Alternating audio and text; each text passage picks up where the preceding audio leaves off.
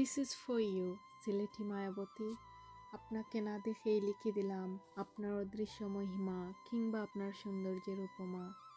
শূন্য আকাশের ওই নীলিমায় আপনি দেখতে যেন এক মেঘ পড়ি। আপনার ওই কেশ কালো চুলে ছবি আমি যাই বলে শব্দের গেল হারিয়ে আপনার সৌন্দর্যের উপমা লিখতে গিয়ে।